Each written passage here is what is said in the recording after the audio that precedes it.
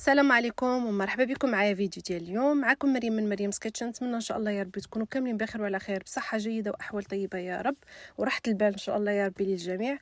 الفيديو ديال اليوم جيت نشارك معكم كيكه بمذاق الليمون والكرامبري، كيكه اللي تجي هشيشه بزاف فتيه. المذاق الليمون تيجي الصراحه رائع فيها. ما نطولش عليكم بزاف، نشوفوا المكونات والطريقه باش نصايبوا الكيك ديالنا. غادي نحتاجوا 180 غرام ديال الزبده، 180 غرام ديال السكر، 3 الحبات ديال البيض. غادي نحتاجوا 260 غرام ديال الدقيق، عندنا تقريبا 12 غرام ديال الخميره ديال الحلوى. نحتاجوا الليمون معسل. غادي نحتاجوا الليمون اللي غادي ناخذوا القشره ديالو والعصير ورشيشه ديال الملحه والفانيلا. صافي من المكونات اللي عندنا. نبداو على بركه الله. اول حاجه غادي نقطع الليمون معسل كما تشوفوا معايا، اما تنشريوه واجد اولا تنعسلوه في الدار. صراحه انا هذا شريته واجد. صافي تنقطعوا غير هكا مربعات صغار، من بعد غادي نضيفوه في الكيك ديالنا مع الكرامبيري. ندوزو نوجدوا الكيك ديالنا. 180 غرام ديال الزبده، دائما الزبده تكون يعني نجبدوها من الثلاجه على بكري تاخذ درجه الحراره ديال الكوزينه ديالنا باش تكون رطبه. غادي نزيدوا عليها 180 غرام ديال السكر سنيده ونخلطوها مزيان حتى كتذوب الزبده مع السكر وتولي على شكل كريمه. انا بعد ما تخلطت لينا الزبده والسكر مزيان غادي نضيفوا البيض. عندنا 3 ديال الحبات ديال البيض حتى هو اللي كنجبدوه، يعني يكون دائما بدرجه حراره ديال المطبخ. نخلطوا المكونات مزيان مع بعضها تتجانس.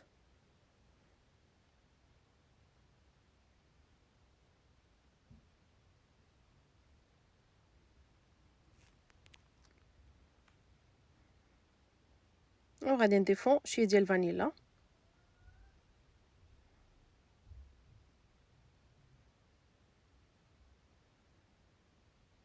نخلطوا كلشي مزيان.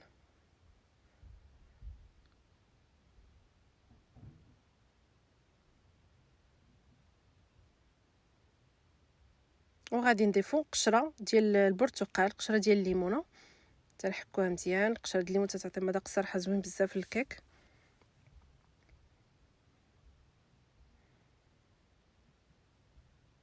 تنخلطوها باش هذاك الزيوت اللي تتكون في القشره ديال الليمون ما طيرش. وغادي ندوزو نعصرو نفس الليمونه اللي حكيتها غادي نعصرها. اللي بغى يعوضو بالحليب اولا بالياغورت، يعني كلهم تيجيو مزيانين، اما عصير الليمون اولا الحليب اولا الياغورت. عندي هنا تقريبا كاس ديال العنبه اللي هو 120 مليلتر ديال العصير ديال الليمون.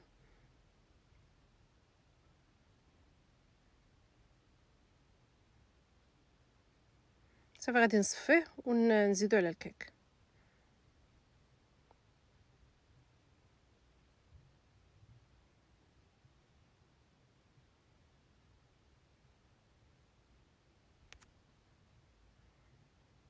هذه الوقيته ديال الليمون موجود.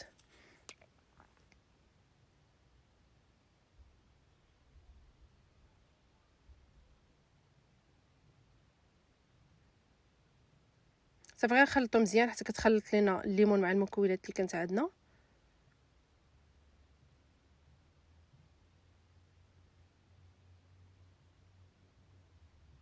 وغادي نزيدو الدقيق. عندنا 260 غرام ديال الدقيق، ودائما كما تنقولوا عينك ميزان، يعني تنبقاو نزيدو شويه بشويه وحنا كنشوفوا على حسب النوع ديال الدقيق ديالنا واش تيشرب ما تيشربش. المهم ان العجين ما يكونش قاصح بزاف وما يكونش خفيف. انا استعملت 260 غرام كامله. ضروري ما نغربلو الدقيق ديالنا. هنا زدت واحد رشيشه ديال الملحه على الدقيق وتنخلطو مزيان. كما تشوفوا القوام ديال العجين يعني ما خفيفش وما ثقيلش. غادي نضيف تقريبا 12 غرام ديال خميره الحلوى، او نقدروا نستعملوا 2 خمارات ديال 7 غرام. غادي نخلط مزيان. وعندنا هنا القشره ديال الليمون اللي قطعناها مع الكرامبيري.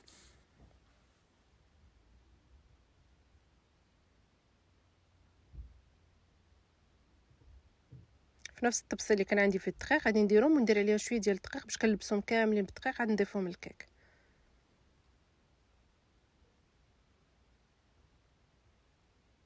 تقريبا تزيد واحد معلقه ديال الدقيق. دائما بالنسبه للكيك تنشعلوا الفران يسخن قبل ما نبداو في الكيك ديالنا.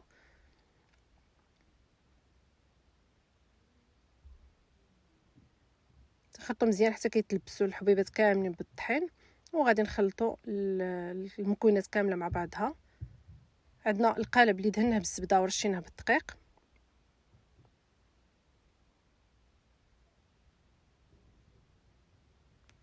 على ما تيكون حمالين الفران تندخلوا الكيك ديالنا دائما في الرف الوسطاني ونتسناو على الكيك حتى كيطيب ويتحمر.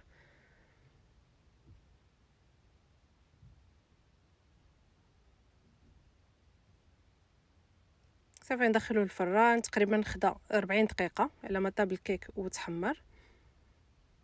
تنجربوه بواحد العويد، الا طلع ناشف يدير الكيك ديالنا طايب. غادي نخليوه واحد شويه عاد كنحيدوه من القالب حتى كيبدا يبرد.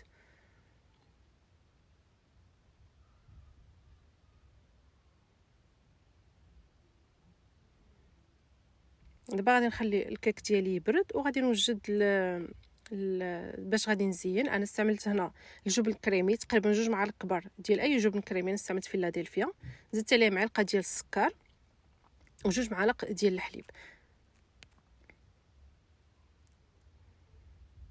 وكما تنقولوا دائما تزيين يعني اختياري، داكشي اللي بغينا. نقدروا نستعملوا الشكلاط الابيض، نقدروا ندهنها غير بالكونفيتور ونديروا الكوك. معروف ان المذاق ديال الكوك كيتواتى بزاف مع الليمون. الا بغينا هاد الكيك راه تيبقى في الفريزر يبقى حتى شهر ما تيوقع ليه حتى شي حاجه، غير ما نزينوش تندخلوه للفريزر حتى الوقيته اللي بغيناه كنجبدوه نخليه واحد ساعتين ولا 3 سوايع برا حتى كياخذ درجه الحراره المطبخ وتيكون الكيك ديالنا ديك الساعات نقدروا نزينوه ونقدموه راه تيبقى مزيان.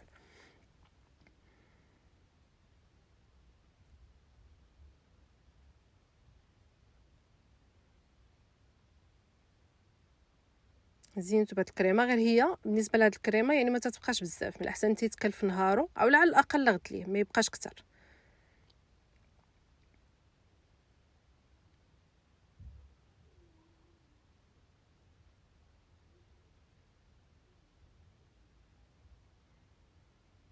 غادي نزوقه هنا بشويه ديال نفس الليمون اللي درت معسل، قطعته طريطفات صغيورين وزوقت بهم الوجه ديال الكيك يعني باش نذكروا بالمذاق ديال الليمون. وتزين دائما كما تقولوا اللي بغينا واللي موجود عندنا. وهذا هو الشكل ديال الكيك ديالنا. الصراحه تيجي لذيذ بزاف، هشيش يعني تيذوب.